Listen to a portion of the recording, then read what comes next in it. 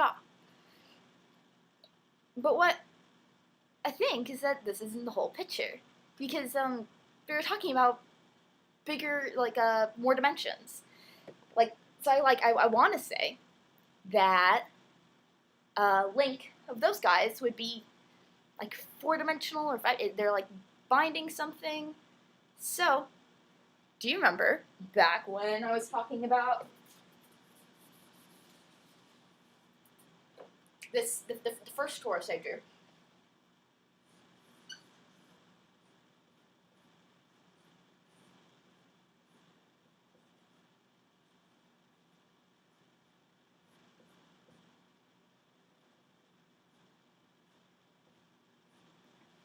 And I said, you know what? That looks an awful lot like a 4 cube. I mean, like I usually draw this cube off to the side, but then if you Google search Hypercube, they all look like this with a cube and then a tinier cube in the middle. Just like how this could just be a regular old cube, even though it looks like a square and a smaller square all connected together. It's still the same principle. So the reason that this looks like a 4 cube is because it is. I'm serious. So let's go back to our one-dimensional example, because it's a lot easier to draw, it's a lot easier to see what's going on. I'll leave this up though, because it's our driving force. Why does this look like a hypercube? So we have our path.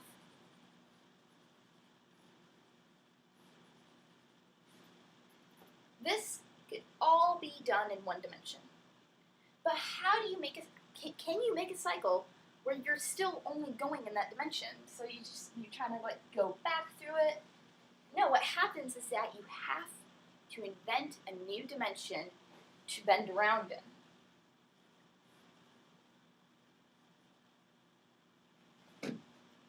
So even though this is sort of moving in our 2 dimensions, it's still a one-dimensional thing, but you did have to invent a new dimension in order to draw it. Say right, what was it? And so this is what they mean by circular dimensions. So now instead of our one-dimensional going that way, it now goes that way. So then what's the other dimension that we invented? So one that looks like this. This is your r and theta instead of x and y. And I really wish you could see the board better. If I had like really super awesome markers that would work. This is what circular dimensions are. So so when we made these sorts of paths, we have those sorts of paths. Those only exist in the 2 dimensions that we have, our x and y, or your r and theta, but this is more of an x and y thing. So in order to, you can try to bend them around, you have to stretch things, you have to make things smaller, which is why, so here this is drawn only using the 2 dimensions of the board that we have here, but instead of squares, these are more quadrilateral shaped, these are a bunch of trapezoids put together. Yeah, they're still squares by the definition of our squares, but they have to be bent and stretched in order to stay within the confines of 2 dimensions. But we know that what happens when you create a cycle is that you have to create a new dimension. You have to move in a dimension you haven't been in before to get everything to come back to itself.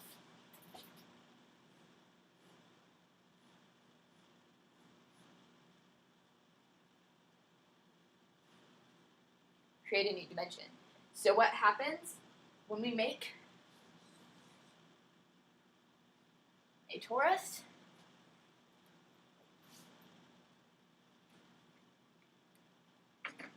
in order to make that, we had to bend and stretch.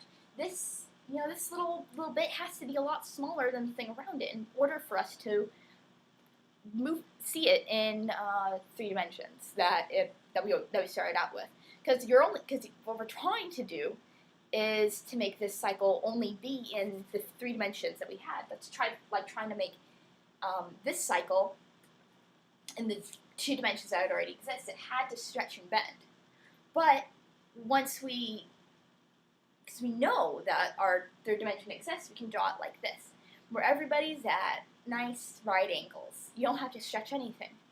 So this, and this are things that are in the 4th dimension. We just had to squish them in order to see them in 3. And of course, this is a 2-dimensional projection of a 3-dimensional thing. I should go get a bagel and then I can show you. I know I have 3-dimensional Hypercube. And again, bigger things and bigger things and bigger things. You make more circular dimensions, and circular dimensions, circular dimensions. So, that's why this torus looks a lot like a hypercube, because it is, with its side shaved off. It's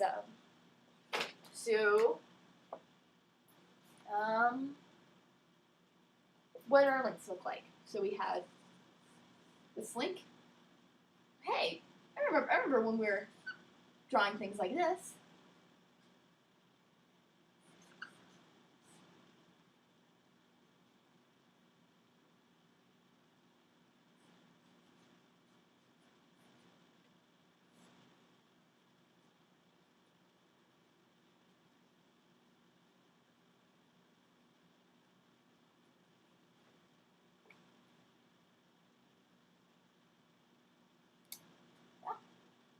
So, of course, they all fall from each other.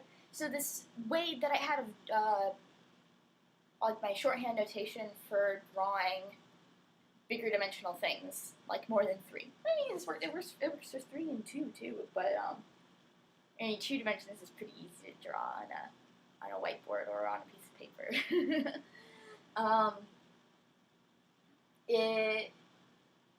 This is a better way of drawing it than this, to see certain aspects of what was going on. Of course, you can make bigger ones as well. Now we could see it like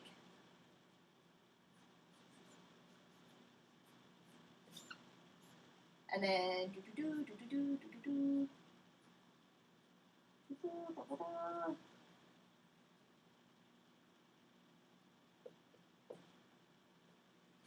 when you expand it, all the things that were that's another way that you can create the next link.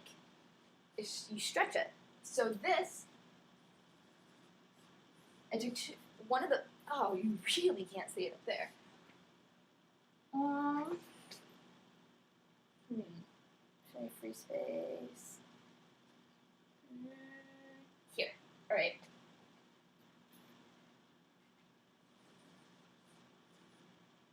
So we have this link, you know about. So how do we make a? So we had this. The way that we made a square was we drew 2 of these and connected. So how do we make the 2-dimensional link? From a 1-dimensional link, you draw 2-dimensional or 2 1-dimensional links, and you connect them. And then these are open holes, so you connect it with an open edge. Still all works. Or you can make a cycle of them and shave off one side. It's all the same thing. And so that is the point that I'm at right now. I'm also working on making a computer program to draw like hypercubes and stuff. I still need MATLAB is being very, very disagreeable today. It worked yesterday. It was really awesome. But yeah, this is where I'm at right now, and I think it could go a lot of different places. I like the idea of stacking blocks. That one I can tell MATLAB to do because what I'm doing right now is just all of the orthogonal angles. Oh no! I made it where they could, but with your things that look like squares and cubes and things. But haven't figured out how to make it draw a tetrahedron yet. That's that'd be your not your next project. My next project is making cones over a topological space in MATLAB because drawing these guys, it's like my shorthand way is great, but when I try to draw bigger things, but a lot of the times I lose track of where the lines are. So to make MATLAB do the work for me, then I can, because I don't know, a lot of how I came up with this is seeing the patterns and drawing it. Spend a lot of time drawing things, you get really intimate with how it's all put together. Yeah. All right. The end, or is it?